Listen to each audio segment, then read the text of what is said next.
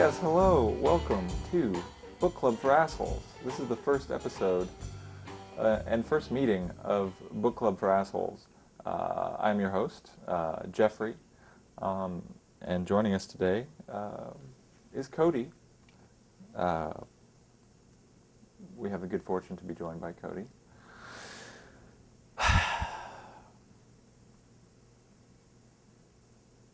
I've got this lovely new red and black, very warm blanket, which I got for Christmas.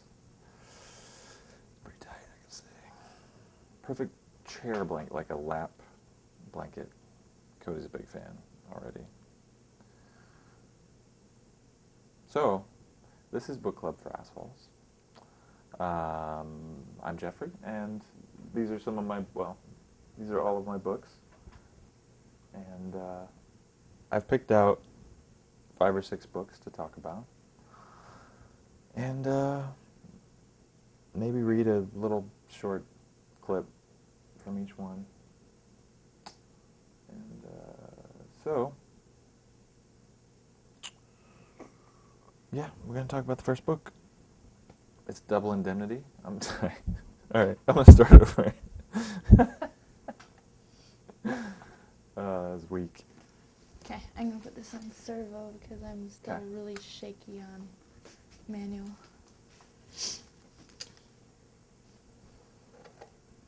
$63 on your face, and on the bucks, it's 72 and 63. Why don't you take the lens cap thing off so it doesn't make any noise? When it's like Noise! when you're moving around, it's going to clang on stuff. Okay. I love you. Love you.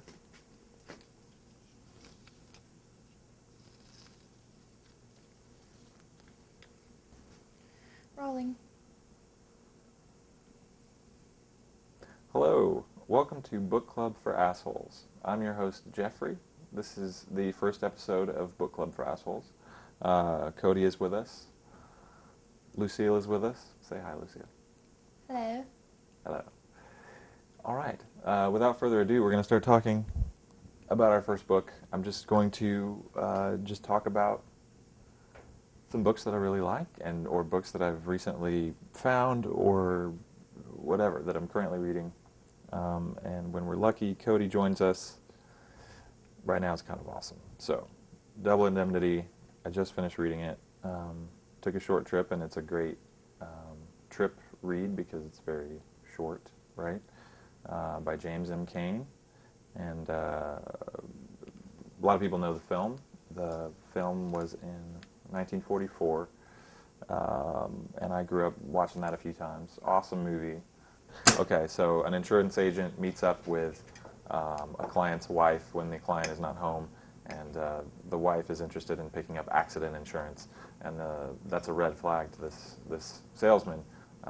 That's not something he normally hears, but he's very attracted to her, and he decides to kill this woman's husband with her and try to pull that off in the perfect way with his knowledge as an insurance salesman. So it's a short read. You can read it over a weekend or a week.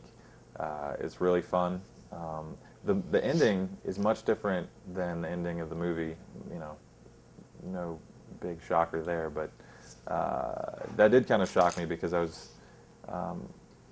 remember the ending of the movie really distinctly. I haven't seen the film in a long time, but I remember what happens at the end of the film. I won't ruin it for you if you haven't seen it, but that's not the way the book ends at all, as far as I know. The book ended in a very strange way that I didn't see coming. It's sort of a pretty abstract ending, which I also won't ruin for you, but this is a really cool book. I would definitely recommend checking this out. I don't know, should I read a passage? What do you think? Is that cool? Is it like reading aloud does anybody like to sit and listen to somebody read aloud? Anybody? I personally love being read aloud. I was read out loud till 7th grade, and then my mum and I got too busy. But Yeah. love it. I want to read out loud to my children. What kind of stuff would you guys read? Everything. Like Where the Red Fern Grows and stuff like that? I've had that read to me, Yeah. not by my parents, but By the by teacher? one of my teachers. Yeah. The latest things we read, the last things we read in 7th grade, 6th grade we read all the Tolkien books. The Tolkien books. Nice. Yeah. Out loud? Out loud. That's awesome. In 7th grade we read the Dark Angel series. And that's where I stopped. I got really busy, but I love reading out loud. Dark Angel, like the Dark TV Angel. show? No. It's same name, different idea. Who wrote it?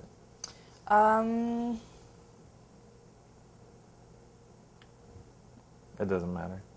We could go. Oh, I should have a laptop. We should Like totally be Googling that right now. Well, lucky you've got a friggin' housemaid, so is that what I'm here for? Yeah? Oh yeah. Hey. Lucille, by the way. Hello. Yeah. You already mentioned me, but Boisterous. Do you want to Mm. Google that here when you're done eating? Let me guess first, and then we'll see if I'm right. Okay. I think it's an MB. So, Like MB. like initials. It's like Margaret Black or something. I would say Margaret Black or Diane. Where's the initials? No, I'm just. Oh, you can. I'm only remembering certain things. I think it's an Gotcha. MB or there's a D somewhere, maybe. Well, you should Google it. Apparently. Do I unplug all these? Unplug everything. You can Cody's unplug behind the the books. FireWire and Real the. quick, I have to show up on Cody. Cody? Tilt your head Where- this way. Where'd he go? Just tilt your head that way. This way? Cody is inside the books right Oh, there. nice. Hey, Hello, Cody. Oh, what's up, dude? What's he doing? No, but he looks pretty cool. That's awesome. It's pretty cool. So, there you go. Check out the book and the movie. Yeah. You won't regret that. Well, I have to unplug this. With this one? You want that. That's the internet. Can I pass it over you with Oh, that? it's or do not I just wireless, so you have to leave it over there. I'll just look it up and tell you. Yeah. All right, this is, I haven't read, so this is something I'm looking forward to. It's a Graham Greene book that I just got in Boston. I was at a bookstore in near Harvard Square, and no, I have that backwards. Harvard Square's in Cambridge. No, we were in the city, and I picked this up at a used bookstore for like $3, $3 or $4, and I believe it's a first edition. Seems to be what it says on the cover page, or the title page, whatever. So yeah, looking forward to that. Green's great. I read, Meredith Ann Pierce. Meredith Ann Pierce Mm-hmm. wrote the Dark Angel series. Mm-hmm. I can read. And you're recommending that to the fine folks? I liked it in 7th grade. All I right. can read what it's about after you explain that. I'm done with this one if you want to go ahead. All right. Let's see. Yeah. Product description. The servant girl Ariel must choose between destroying her vampire master and for his evil deeds or saving him for the sake of his beauty and spark of goodness she has seen in him. Too much of the vampire age. Forgot about that. But it was good back then. Right. It was really, really good. I guess all those... It's the fad now, so I don't feel cool anymore. It's okay. Hey, Cody. What's up, dude? You gonna join us again? Oh, there it goes. Oh, no! Oh, well. He might come back. Anything I can get for you? Are you still explaining? Could I get a drink? Man, Drink? I would love a drink right now. That sounds perfect. What number is it today? Be honest. What number drink? 2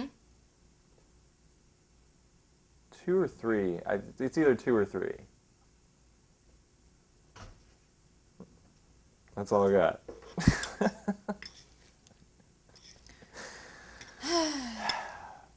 So, I'm Jeffrey. Joining us is Lucille, as always. Um, Jeffrey is actually my middle name. What? Oh, Cody messing with you? I said you forgot him. Oh, sorry. Well, Cody's with us too. Daphne's in the back. Daphne's in the back in the green room. By that I mean hiding under the bed, which is her favorite place. This is something I've been reading recently. Cheesy title, Real Grass, Real Heroes. But it's a really cool book. I'm enjoying it. By Dom DiMaggio with Bill Gilbert. So who knows how much whatever.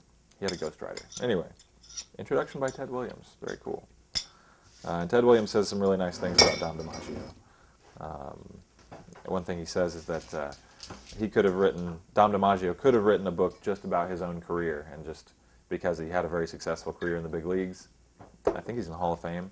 I could be wrong about that.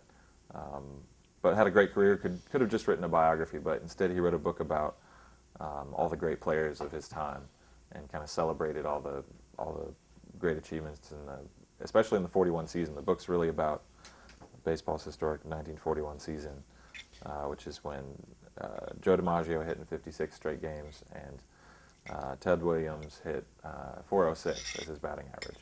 People were expecting to get drafted, or expecting it to happen sooner or later. So the season was kind of, these players were, I don't know, had that looming over them.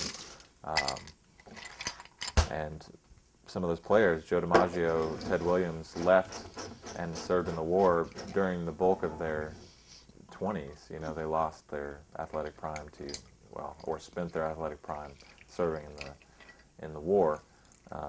Ted Williams went twice.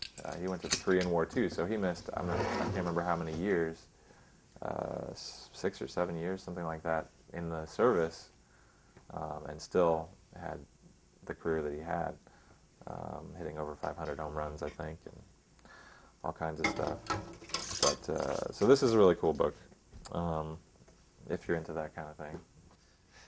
And here's something you're into. Oh, thank goodness.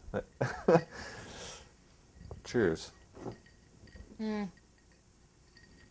Oh, yeah, should do a cheers. I didn't realize you actually had a drink. Excellent. B&J there. It's groovy. The hard stuff, I'm not so good at it. Mm. Wow. That's lovely. And did you get that for Christmas too? Also a Christmas present. Man. Some chocolate times. chip cookies. I got this weird Cookies? American dough thing. You gonna make cookies? I could. Hell yeah, I'll make some cookies. I'm not just paid here to listen to you babble. Could I trouble you for a beer? This other drink is pretty strong. I'm just saying. I'd like to sip on a beer when you have a moment. You know, if you have a moment. So book club for assholes. Yes, this is. Does that make you the king of the assholes? Assholes, is it? It's I don't think that makes me king of the Yeah. assholes necessarily. Yes. Oh, thank you. Beautiful. Thanks so much. Do you want to cheers again? We could cheers again. Jeffrey, Yes. you know, being a maid and all, I don't know how to use your equipment. When do you know if your oven's preheated? When do you know? Mm. After 5 minutes or so. You just wait 5 minutes. You see Spend this 5 here? minutes. This was another Christmas gift.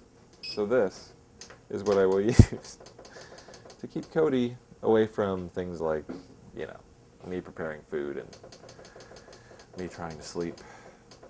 Cody has a new hobby of just really liking to wake me up, kind of all night. Just doesn't like it when I'm sleeping. So he'll just come up and sort of graze. I love telling the story for some reason. I don't know why. It's because it just makes it a little bit better, easier to deal with, I guess. So I joke about it, but it kind of sucks. Cody wakes me up like every night, in the middle of the night, and throughout the night, and in the morning, and sometimes I kick him out, but then he'll like scratch at the door, I close the door on him, you know, he digs at the door and meows, which It's like also, having a friggin' child. yeah, I don't know. So the water bottle is key, and Mm. if Cody gets out of hand, maybe when the cookies come out, we might have to see the yellow squirt bottle come into action. Cody hates getting squirted by water. Hates it. I found a passage here that I was going to read. He would just have to take his chances on an unwitnessed will, he thought, but Dickie's typewriter was so in need of repair that its quirks were as recognizable as a particular handwriting, and he had heard that holograph wills required no witness. But the signature was perfect, exactly like the slim, tangled signature on on his passport. Tom practiced for half an hour before he signed the will, relaxed his hands, then signed a piece of scrap paper, then the will, in rapid succession. And he would defy anybody to prove that the signature on the will wasn't Dickie's. Tom put an envelope into the typewriter and addressed it to whom it may concern, with a notation that it was not to be opened until June of this year. He tucked it into a side pocket of his suitcase, as if he had been carrying it there for some time and hadn't bothered unpacking it when he moved into the house. Then he took the Hermes baby in its case downstairs and dropped it into the little inlet of the canal, too narrow for a boat, which ran from the front corner of his house to the garden wall. He was glad to be rid of the typewriter, though he had been unwilling to part with it until now. He must have known subconsciously, he thought, that he was going to write the will or something else of great importance on it, and that was the reason why he kept it. So that's a paragraph in this book. I feel like an asshole for reading that out loud. It's a book club for assholes, so if you write at home, well, speaking of making me look good, I've got Don Quixote here, and this is the abridged version of Don Quixote. But you know, as abridged versions go, I feel like this is a pretty distinguished abridged version. Feeling pretty proud of it. It's a vigorous new translation, folks.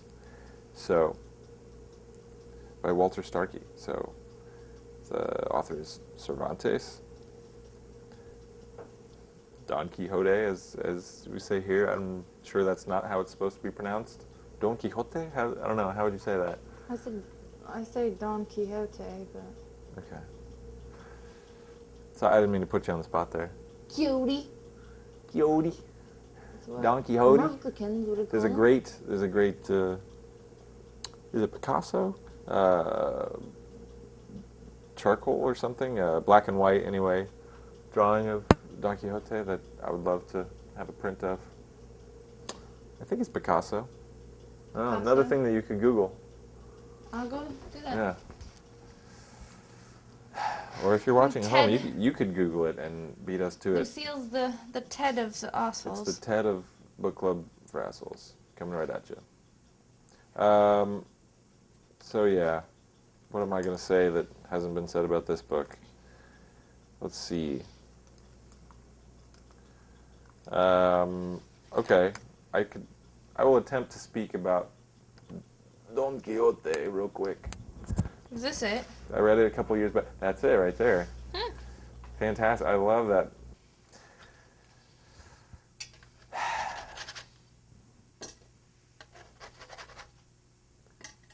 So I think he had read a lot of romantic stories about knights and squires and battle and chivalrous tales and things like that that were the ideal of the time, I guess. So he gets to a certain point in his life and he says, I want to be this, I am this, and he puts together a ragtag little armor outfit, and he goes out and he just says, I am a knight, and he turns everything he sees into His story as his knight adventure, writing himself into the legends of the knights. And so I wouldn't really say crazy. It'd be more like he goes back to the imaginative ways that children do, you know, playing. Right. Playing, basically. So the next book is, let's see, let's take a look back at the bookshelf here. Let's take a look in here. This is the Leonardo da Vinci notebooks. Let's do a needle drop on some Leonardo da Vinci. I have a question. Yes, Why do you have so many copies of so many books? like the same book. Mm-hmm. I have a bunch of copies of Lady Chatterley's Lover just because there's so many cool versions of that book. Yeah, Mm-hmm. so many different covers. Like, here's just two of them within reach. This one's got like a phoenix, and this one's kind of, ooh, check out the red edges on that. So two pretty different covers. I don't know. I've got a thing for old paperbacks, so these are kind of cool. You want to smell it? You should smell it. I love the smell of old books. Yeah, that's cool. I've heard it's glue. It's like the old glue that you're smelling. So, you know. So yeah, and I have a bunch of these. I've got a bunch of other ones over there of the same book. Just because it's, well, you know, that's a controversial book, so there were a bunch of different printings and editions, and D.H. Lawrence would, when he revised a book, as I understand it, he would just rewrite the whole book. He wouldn't, you know, pick apart what he wrote before. He would just entirely rewrite the book, you know? So that book, there's 3 versions of. I could read some Lady Chatterley's Lover. How about that? Good. You want to hear some? Yeah. I think you would really enjoy this book. On page 60. All right, what about page 60? I'm on page 60. Are you? Yeah. I let you borrow a copy, didn't I? See, I'm not such a bad guy. I loaned her a copy of this book.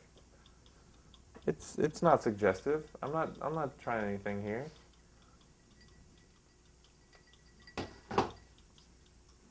All right. It smells amazing. Wow.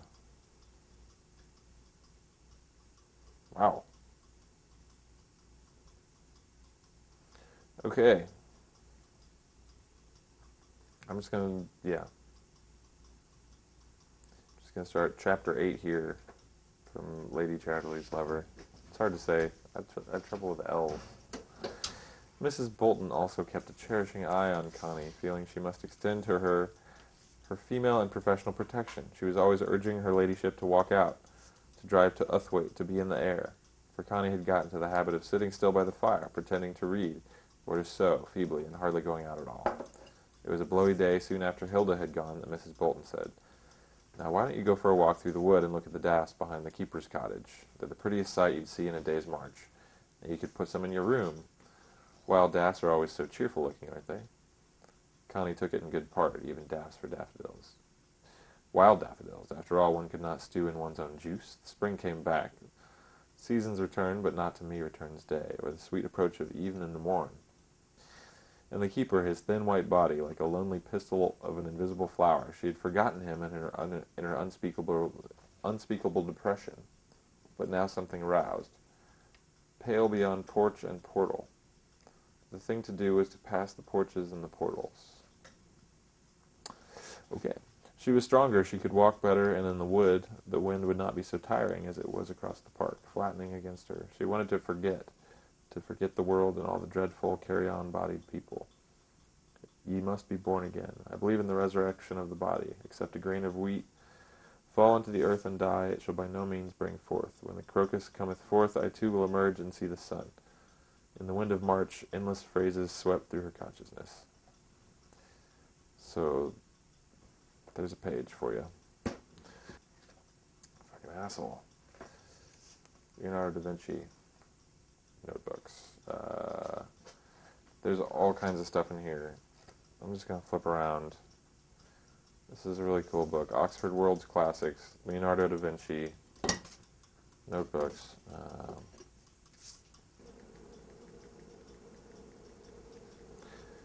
The way to represent a battle. Represent first the smoke of the artillery mingled in the air with the dust tossed up by the movement of horses and combatants. And this mixture you must express thus: the dust, being a thing of the earth, has weight, and although by reason of its fineness it may easily rise and mingle with the air, will nevertheless readily fall down again. It is the first part that rises highest, hence that part will be at least seen and will seem almost of the color of the air. The smoke, which is mingled with the dust-laden air, will, as it rises to a certain height, look like a dark cloud, and at the top of the smoke will be more distinctly visible than the dust. The smoke will assume will assume a bluish tinge, and the dust will keep its color. This mixture of air, smoke, and dust will look much lighter from the side whence the light comes than from the opposite side. The more combatants are in this turmoil, the less will they be seen, and the less will be the contrast between their lights and shadows. You should give a ruddy glow to the faces and figures in the air around them, and to the gunners and those near them, and this glow will grow fainter as it is further remote from its cause. The figures which are between you and the light, if far away, will appear dark against a light background, and the nearer the legs are to the ground, the less will they be visible, for there the dust is coarsest and densest, and if you make horses galloping away from the throng, make the little clouds of dust distant from each other, as is the space between the strides made by the horse, and that cloud which is furthest away from the horse should be least visible, for it should be high and spread out and thin, and the nearer should be more conspicuous, smaller and denser. Let the air be full of arrows in every direction, some shooting upwards, some falling, some flying level. The balls from the guns must have a train of smoke following their course. The figures in the foreground you must make with dust on their hair and eyebrows and on such other flat places likely to retain it. You will make the conquerors rushing onwards with their hair and other light things streaming in the wind, with brows bent down, and they should be thrusting forward the opposite limbs. That is, if a man advances the right foot, the left arm should also come forward. And if you make anyone fallen, you must make the mark where he has slipped on the dust turned into blood-stained mire, and round about in the half-liquid earth show the print of trampling men and horses who have passed that way. Make a horse dragging the dead body of his master, and leaving behind him in the dust and mud the track where the body was dragged along. Make the conquered and beaten pale, with brows raised and knit, and the skin above their brows furrowed with pain, the sides of the nose wrinkled, with wrinkles going on in an arch from the nostrils, and ending where the eye begins, the nostrils drawn high up, which is the cause of these lines, the lips arched, displaying the upper teeth, and the teeth apart as with the crying out and lamentation. That was cool. Kind of hot. It's a little hot right now? Alright, I'll give it a second. Here's the other batch. Thank See, you. I told you they're crispy. That's so nice of you. See, crispy. It's pretty crispy. Whoa. Really crispy. Man. Having a real good time. Been funny. She's great. Lucy was the greatest.